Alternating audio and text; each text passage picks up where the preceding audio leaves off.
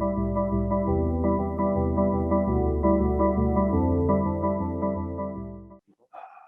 I'm going to call the committee of the whole meeting for Monday, May 3rd, 2021 to order. Roll call, please.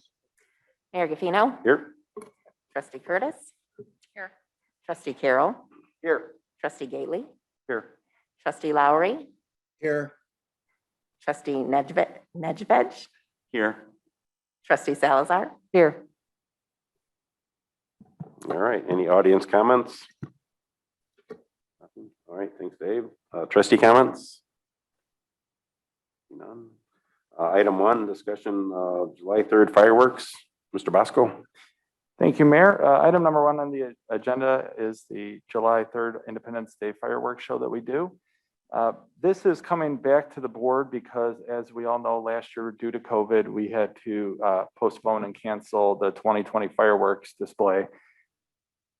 As part of that agreement with Melrose Pyrotechnic, the company that does the fireworks show, we basically paid half the cost of the contract, which was $12,500.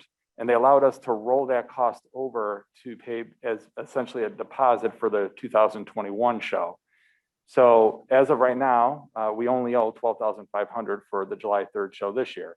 Why we're bringing this back is we had to let them know that we were doing a show by April 1st, which we did, and told them that we have every intent to do an Independence Day fireworks show.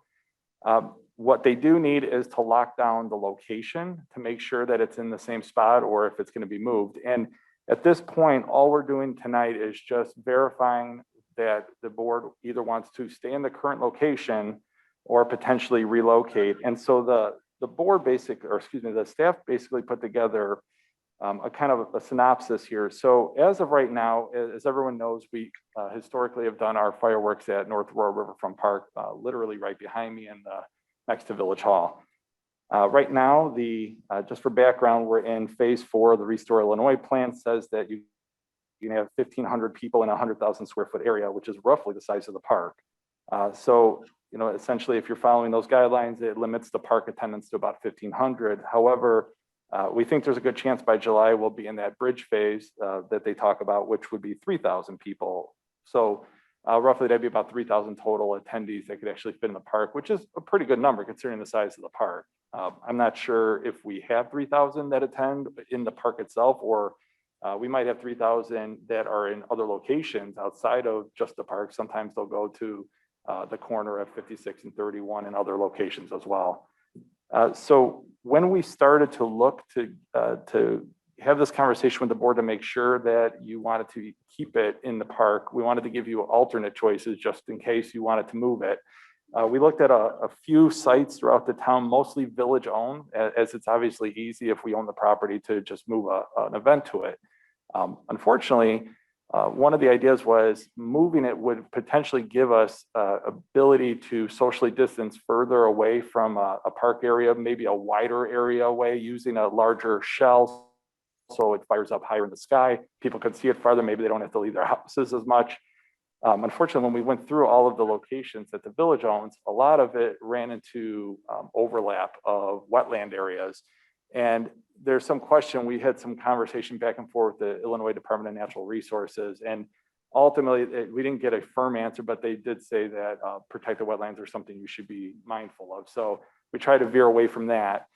We ended up looking at one of our well sites. Unfortunately, using the shells that we use, the size shell, the area that you have to by fire code stay away from structures, it overlaps some structures. So really, we didn't have a lot of village options as an alternate site. So if the board was looking at an alternate, we did reach out just briefly to the school district and to the Fox Valley Park District and let them know that Jewel Middle School would be a potential site that if the board wanted to move it to, that might be a reasonable place. It allows us to use larger shells. It allows, there's adjacent parkland to the middle school site so that there is more space to have people spread out. The downside, of course, is it's in a neighborhood, so that would bring more people and congestion into that area for the night. But ultimately, that's what's in front of you tonight, is either leaving the fireworks as is and just keeping them in Riverfront Park, same size shells as we always use, or the potential to move it, and if so, potentially to Jewel Middle School.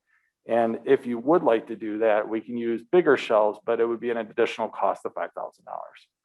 I like the option one, to keep it where it's at.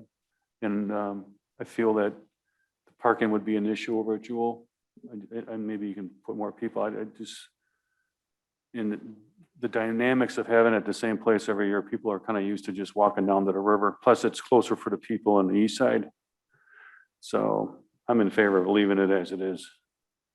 I'm in favor of leaving it as is as well. I think we've got a beautiful riverfront and we should utilize it.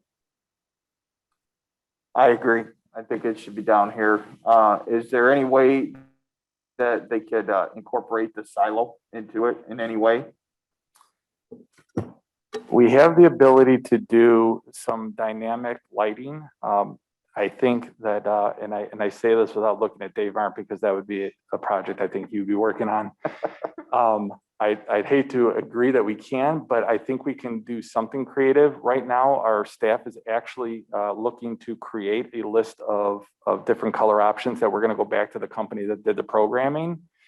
Not Yeah. to interrupt, but would we be able to do a graphic, like a flag, like a waving flag, simulated flag? We can look into that. I think the issue, because we talked at one point, but to do projectors that can do that, that's a pretty large expense to get that type of stuff. And I'm not sure if the shape of the silo is conducive to being able to project images like that. But that's something we can surely ask the company when we're asking about dynamic options. What I was going at is we actually have some preset 4th of July colors for the silo, red, white, and blue and whatnot. We have a dynamic that actually moves the red and the white and the blue. And so one of the things that, and I'm just proposing this, that we're looking into is we have the ability to section off the silo at the bottom, one color or multiple colors on the bottom, and then the top 2/3 can be different. And so I think we might even already have a color setup where it's blue on the bottom and red and white stripes on the top. And in theory, not looking at Dave, possibly we can make those red and white stripes go back and forth. And so if that's something we could do, we might be able to simulate like a flag moving. Steve, assuming that we would be in the same phase, although it seems like we would be further along come July, and what you were saying is there was a total number of people that would be, allowed in the park. How would you deal with that issue if we were in the same phase that we are now? Yeah, that's a tough one because I don't envision that we would have anybody, counting and looking at how many people are coming in. But when you look at the site in its totality, what's interesting is, and I don't know, I'm not great at estimating crowd sizes, but Riverfront Park probably doesn't have 1/3 of the park that's utilized in the fireworks anyways, because of the vision of where you actually can see the fireworks in the tree line. So in theory, the park actually has more open space that don't usually get utilized. Most people tend to gravitate towards the parking lot area and the actual riverfront. So by that means, yes, there is actual open space that night. So maybe more ability for people to spread out. I mean, I'm comfortable with that. The riverfront is beautiful and unique, and I would prefer to have them here at the riverfront than at Jewel Middle School. Yeah, I think moving it over to Jewel might upset some residents over there, and down by the river is great location. I agree with everybody. I think it should stay where it is. And I love the idea of the flag on the silo. If we can do that, that's a great idea. All right, great. Sounds like consensus. I agree with Trustee Gately that people are used to coming down here, and I think if we trust that they'll all kind of distance and do things safely, they can go elsewhere also to watch it from this location. So, need anything else from us or that? No, actually, that was really easy. And just, when it comes to the guidelines, they change all the time. And quite frankly, we're expecting, that these will hopefully be in the bridge phase, and people outside in groups of people, whether they can wear masks or don't have to wear masks, that stuff, it looks like it's easing to some degree. So good. All right, very good. So we are going to meet exec session for personnel. I guess we will meet afterwards just to conclude our meeting. So this motion adjourn.